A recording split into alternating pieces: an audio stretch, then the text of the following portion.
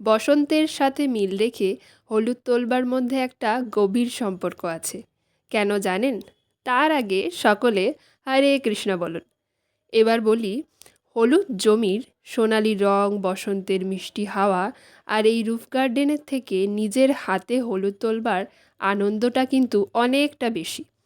এদের সম্পর্ক দুটোই কিন্তু নতুন সূচনার প্রতীক। বসন্ত যেমন একদিকে নতুন জীবনের ঋতু নিয়ে আসে, তেমনই কিন্তু হলুদও নতুন সূচনার প্রতীক। তো এইবার দেখি কতটা হলুদ পাওয়া গেল। দেখুন, বেশ ভালোই হলুদ পাওয়া গেছে। আর এই দিকে দেখুন কেমন গ্রীষ্মের আগমনের পূর্বাভাস দিচ্ছে এই আমের মুকুলগুলো। পুরো গাছ ভর্তি আমের মুকুল হয়েছে।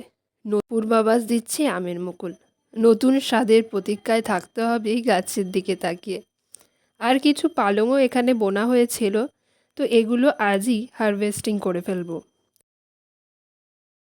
হলুদগুলো আজ সংগ্রহ করা হলো। তো ভিডিওটা কেমন লাগলো অবশ্যই জানিও। আর হরে কৃষ্ণ বলতে কেউ ভুলো না। আবারও কথা হবে অন্য কোনো ভিডিওতে।